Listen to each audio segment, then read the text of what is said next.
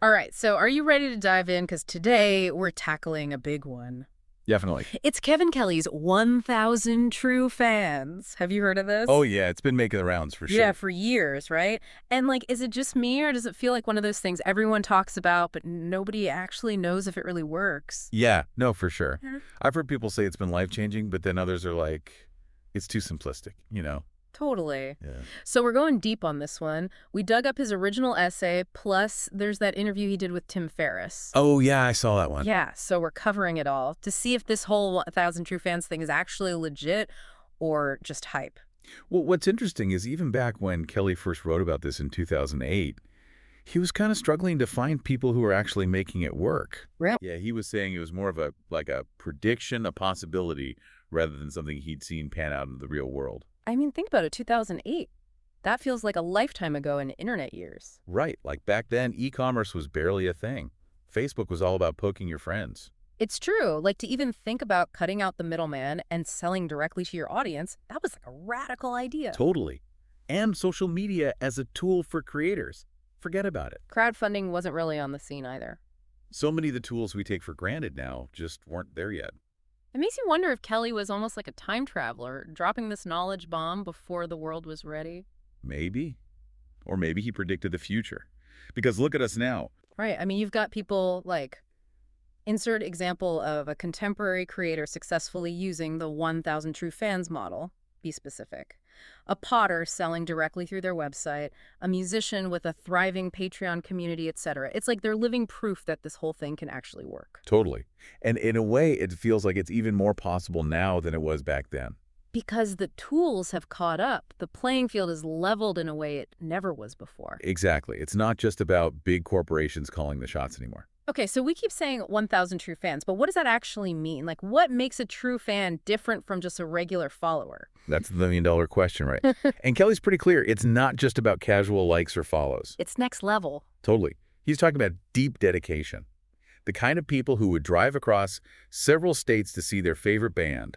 Or who pre-order every single book an author releases before even reading the reviews. Exactly. It's about that deep-seated commitment. Yeah. Those are the true fans he's talking about. Wow, he even says a true fan would buy anything you produce. That's some serious dedication. Yeah, and that's where things get interesting because he also acknowledges not everybody wants that level of interaction. That's a good point. Like, some people are happy just to be casual fans. Exactly, and Kelly's not saying you need to force everyone into that true fan box. So it's not about pressure or guilt-tripping your audience. No, not at all. It's more about finding what feels authentic to you as a creator and then connecting with the people who vibe with that. So it's okay to have boundaries. Absolutely. In fact, Kelly encourages it. He says part of this whole thing is figuring out what works for you. Because sustainability looks different for everyone. Exactly.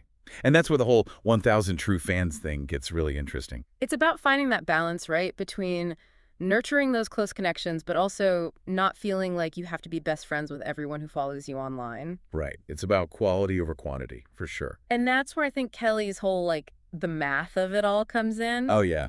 The famous formula. Yeah, like, is it really as simple as he makes it sound? Well, Kelly was never one for overcomplicating things. He liked to cut to the chase.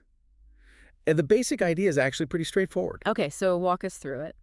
Basically, he says, if you can find just 1,000 true fans, people who are so into what you do that they'll spend, say, $100 a year on your work. Which, like, let's be real, that's not even that much these days. Exactly. It's like one fancy dinner. Oh, yeah. Or like 2 months of that streaming service you never actually watch. Right. So it's not like you're asking for the world here. But if you can get 1,000 people to spend that much on your stuff every year, that's $100,000. Boom. There's your living. Okay, see, now the math part I get. But how do you actually go from like a handful of followers to 1,000 people who are that invested in what you're doing? Well, first off, remember that those 1,000 true fans, they don't just magically appear overnight. It's a marathon, not a sprint. Exactly. It Yeah. takes time to build that kind of trust and connection with your audience. Inconsistency. Oh, for sure. You got to show up consistently. Share your work. Let people get to know you.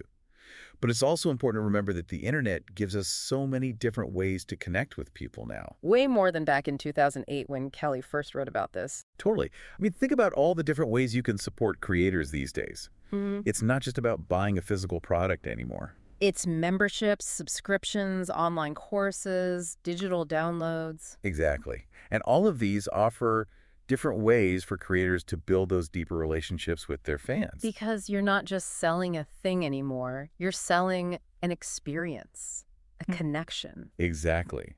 And for a lot of people, that's way more appealing than just buying something off a shelf. So like going back to that musician we mentioned earlier with the Patreon, Perfect example. because they've got different tiers, right? So you can choose your level of support. Exactly. Maybe you just want to toss them a few bucks a month to show your appreciation. Or maybe you're all in and you want the behind the scenes access, the exclusive merch, the whole shebang. And that's the beauty of this model.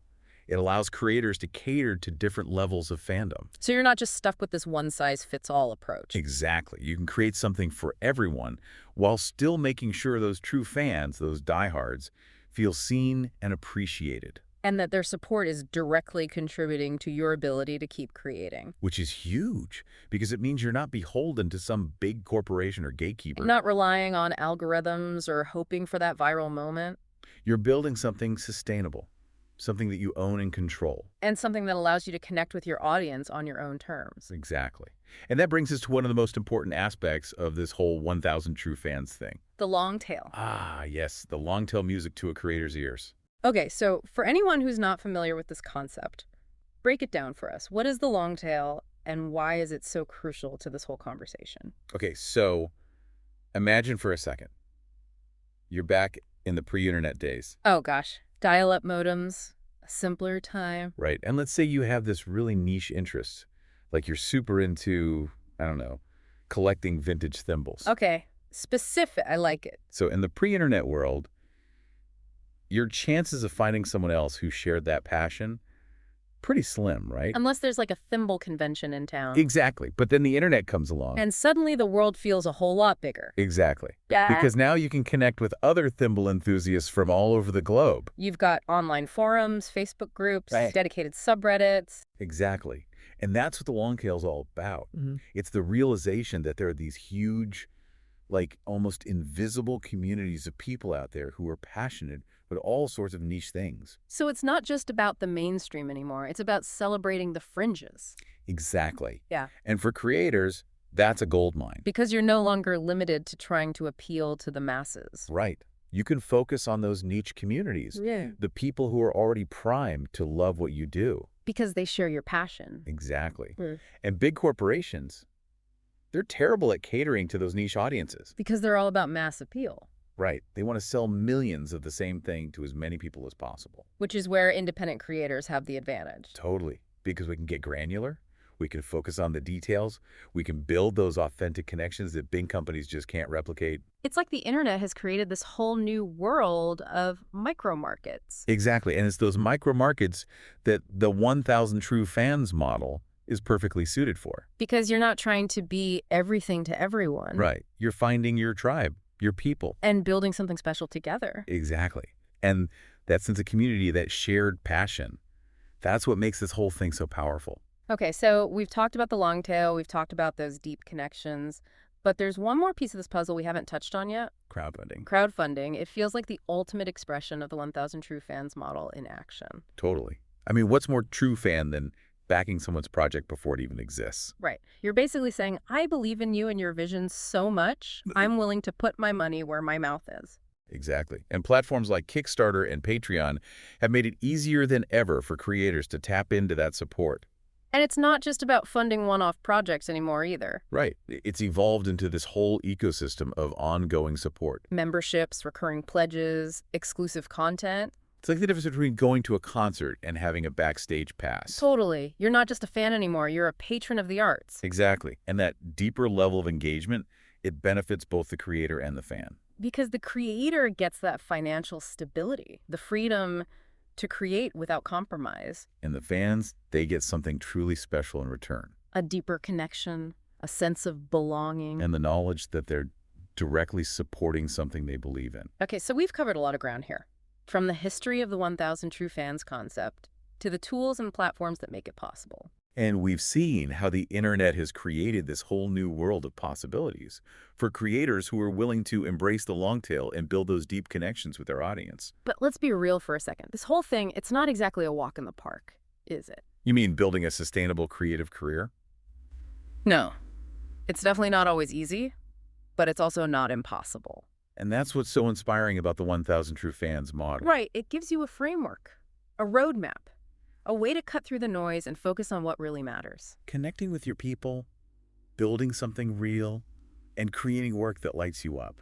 Exactly. And whether you fully embrace the 1,000 True Fans model or just take inspiration from its core principles. I think the biggest takeaway here is the importance of finding your tribe. Those people who get you, who believe in your work, and who are ready to support your journey every step of the way. Because when you find those people, Magic. so to all you creators out there listening, keep creating, keep connecting, and never underestimate the power of one true fan.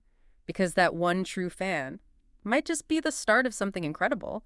Until next time, keep those passions burning bright.